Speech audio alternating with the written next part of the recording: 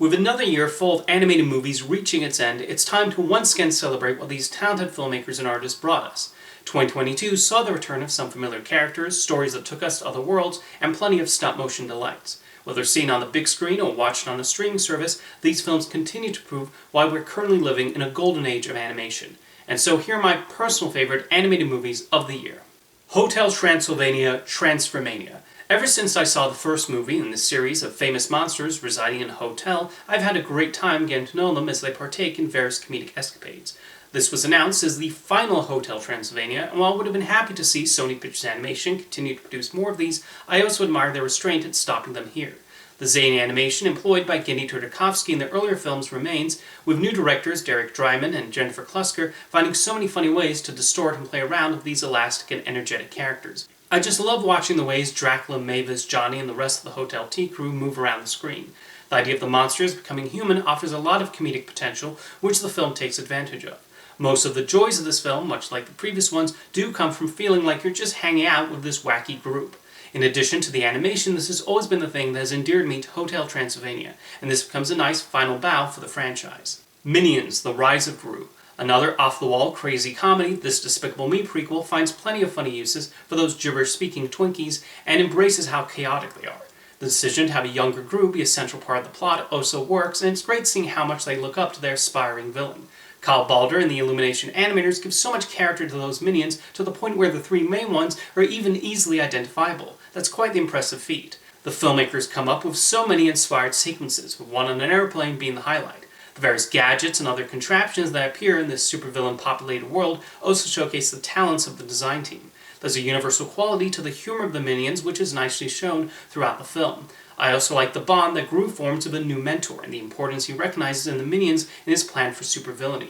The 70s setting is also used to great effect. Despicable Me 4 is currently scheduled for 2024, and honestly, I hope Illumination never stops making movies with minions in them, because these are hilarious creations in my opinion, whether you watch them wearing a suit or not.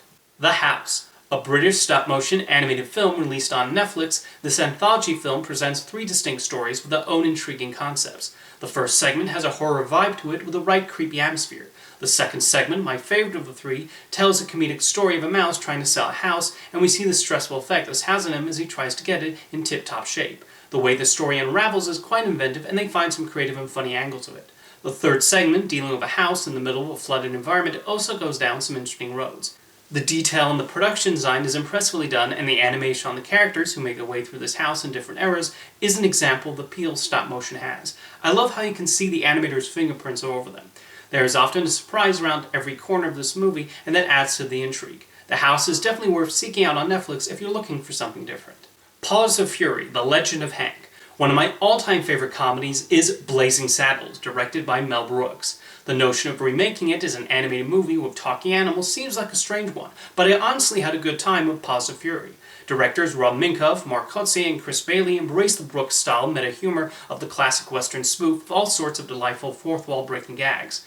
Setting in Japan during the samurai era also lends itself to plenty of funny bits.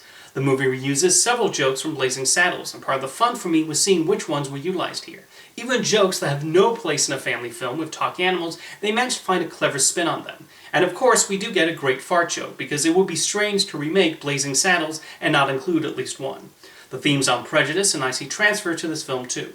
Paws of Fury had a long and difficult road to the screen, but I'm so happy it finally managed to be completed, and I definitely laughed plenty of times throughout its 90-ish minutes. Puss in Boots: The Last Wish. The latest installment in the Shrek universe, this is a charming continuation that brings plenty of swashbuckling fun. The notion of Puss facing his own mortality is an intriguing idea that the filmmakers explored with plenty of drama.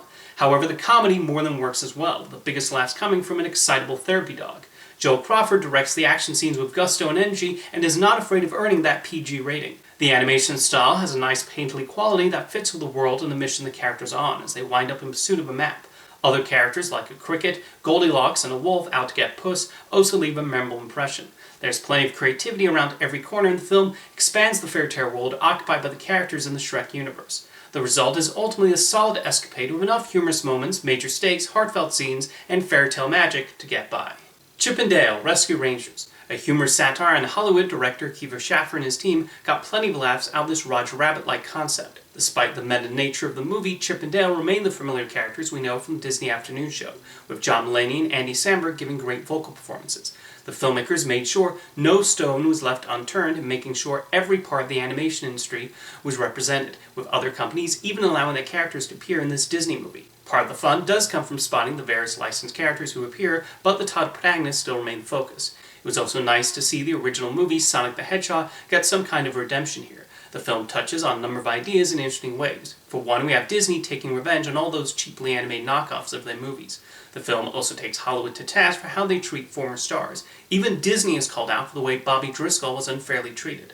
I always appreciate when the Mouse House is willing to make fun of themselves, and Chip and Dale Rescue Rangers became an enjoyable comedy partly because of this. Wendell Wild. Henry Selick's movies are often about two worlds colliding, and his fascination with that concept continued here. Bringing all sorts of characters together, the best parts in this movie belong to two demons, voiced by Keegan-Michael Key and Jordan Peele. The plan of wanting to build an amusement park and using a cream that brings people back to life is so inspired, and Key and Peele bring a lot of personality to them. It seems whenever these two work together, sparks fly regardless of the project. The arc of the main protagonist, an orphan named Kat, is well explored, and I particularly admired how it depicted the friendship she makes. The film even cleverly subverts the mean girl stereotype so often popular in media starring young people. As expected from a Selick film, the animation is spectacular. I love that he doesn't hide that these are stop-motion characters, and there's so many other eye-popping visuals that appear in Wendell and Wild. The titular demons have probably my favorite designs, they look almost flat.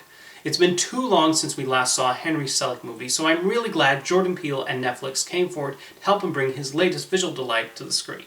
DC League of Super Pets. One of the best things about DC Comics is their willingness to make fun of themselves, as also shown with Teen Titans Go and the Lego Batman movie.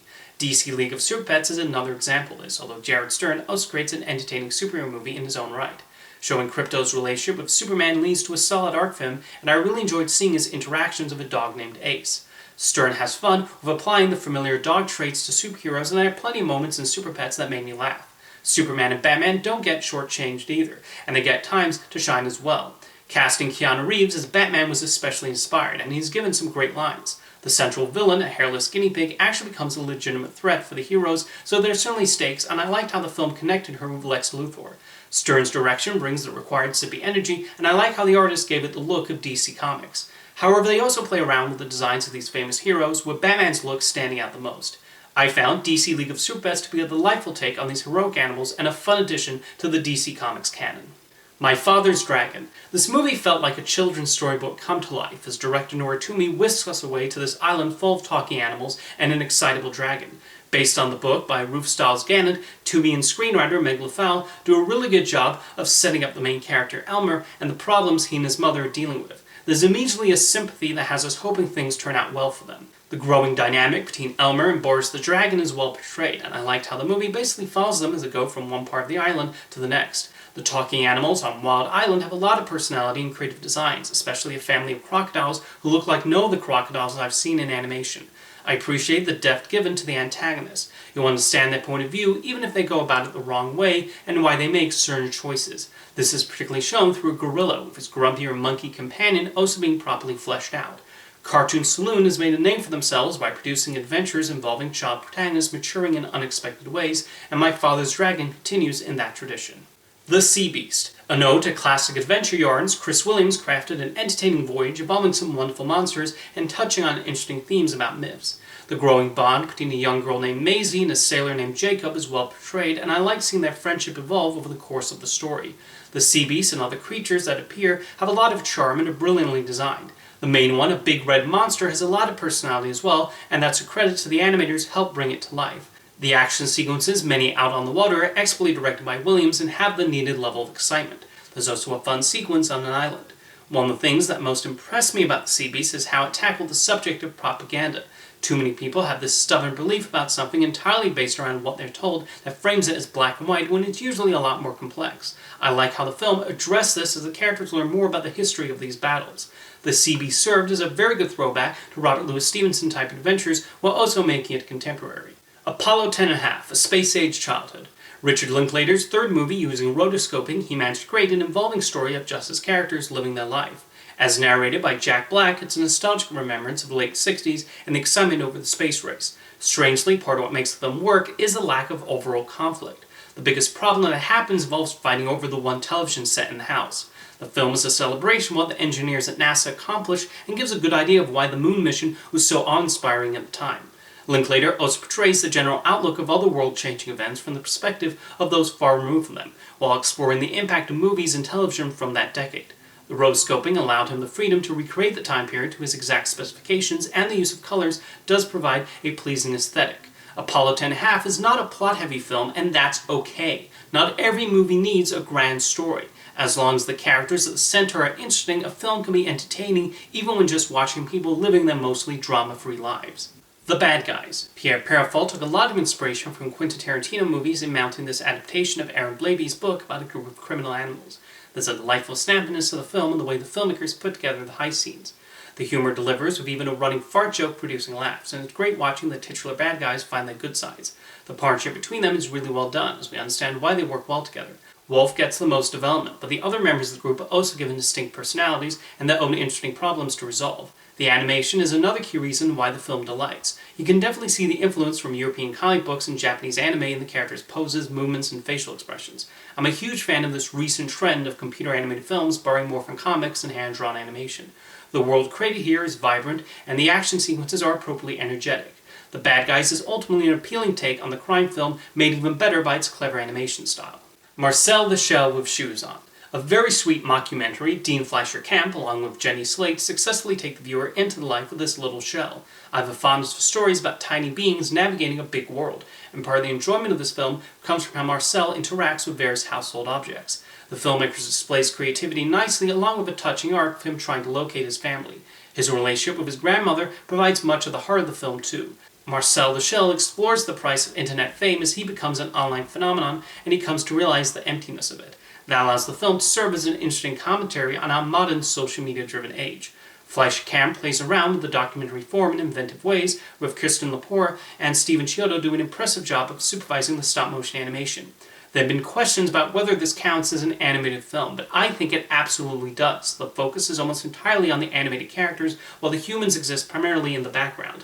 However you want to classify Marcel the Shell with Shoes On, this is a charming film with a lot of funny observations about life through a cute shell's point of view. Turning Red. Domichi created a wildly energetic movie that uses its concept of a girl becoming a giant red panda to tackle themes of growing up. The puberty metaphor is well handled, and it's great that Disney and Pixar allowed her the freedom to take the film to certain places. The awkwardness of being a preteen leads to major dramatic moments as well as plenty of comedy.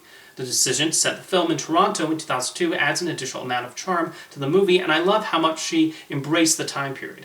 The portrayal of the boy band Four Town is spot on, with Billie Eilish and Phineas O'Connell writing a few excellent songs that would have believably become pop hits at the time.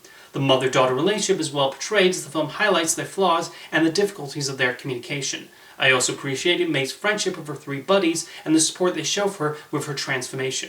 And when we get to the expected third-act conflicts, she finds an angle that works. The animation style, taking a lot of inspiration from anime shows, is also wonderful, with the animators giving them some hilarious facial expressions.